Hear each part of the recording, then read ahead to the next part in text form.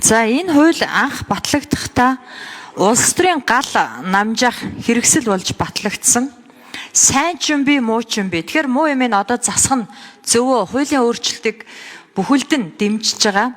За энэ хуулинд нэг зүйл тодорхойгүй байдаг. Энэ нь дотоодын баяжуулах, боловсруулах үйлдвэрүүдийн эрхцэн орчинг тодорхой болгож өгөөгүй хаягдсан. Тийм учраас дотоодын одоо боловсруулах, баяжуулахнууд тусгай зөвшөөрлгүй үйлдвэрүүд чинь түүхийн эдийн хомсдолд ороод зогсонгүй байдалд орцсон. Тэгэхээр бид дотоодын үйлдвэрлэлээ дэмжих бодлогоо магадгүй энд хаягдсан байхгүй юу? Тэгэхээр энэ дээр яг ямар бодлого, ямар заалт оруулж ирж байгаа нөхцөл байдал яаж өөрчлөгдөх вэ гэдэг нэг асуулт. За нөгөөх нь 16-гийн 3. За энийг бол маш боломжтой заалт гэж бодож байгаа. Бүтээгдэхүүн солилцох буюу бартер тийм үү?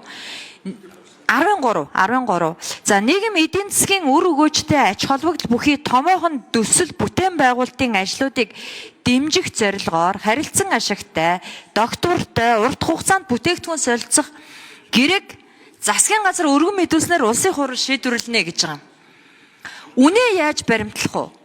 Яг энэ хэрэгсгүй болж байгаа 13-ын заалтан дээр чинь биржийн дундаж үнийг баримтлана гэсэн байгаа тий. Би магадгүй энд зүгээр нэг юм болгоомжлол байна.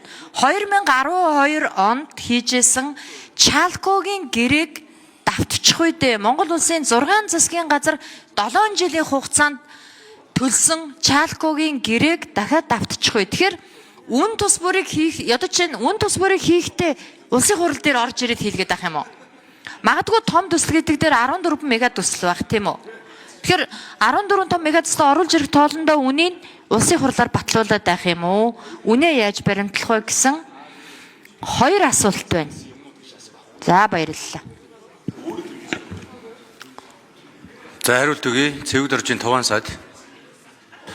За мөнх эслэн гишүүний асуултанд хариулъя. За дэмжиж байгаад баярлалаа.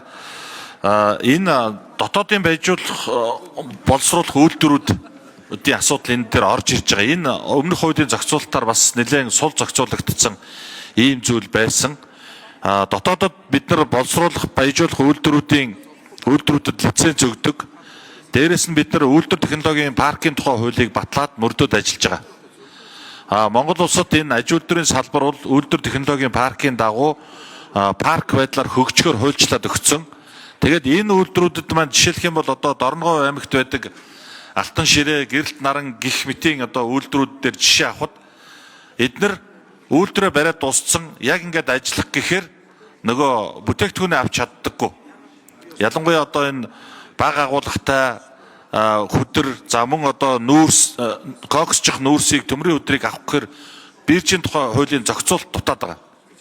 Биржийн тухай хуулийн дээр бол ерөөсөө экспортлох зорилгоор хил нөхцлөөр гэд одоо заавал биржээр арилжна гэж заагаад өгсөн энэ асуудлууд бол жоохон тээг болоод байгаа. Тэгэхээр энэ дээр бол биржээр арилжигдана. Тэгтээ одоо тэр дотоодын үйлдвэрүүд нь аваад боловсруулалт хийгээд баяжуулаад цааш нь экспортлох гэдэг энэ логикоор зохицуултыг бас хийж өгсөн байгаа гэдгийг хэлье.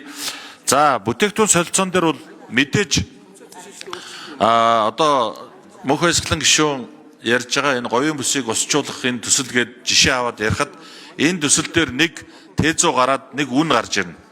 За тэр үнийг одоо их баг гээд ямар нэгэн байдлаар тээзүү батлахад одоо үн батлагдана. Энэ батлагдсан үнээс тэнд бүтээгдэхүүн солилцоо хийж байгаа валют биш. Монголд байгаа ямар нэгэн одоо уул уурхайн бүтээгдэхүүнээр өгөхөд энэний үнийг тогтооно. Чалко компани дээр ч гэсэн одоо үн нь явдаг шүү дээ. Одоо үн байгаа, энэ үн хөдлөөд ингээд дээшээ доошоо болоод борлуулагдаад явж байгаа. Тэгэхээр энэ үнийг бол хөдөлдөг үн болгоныг улсын хурлаар оруулж ирэхгүй.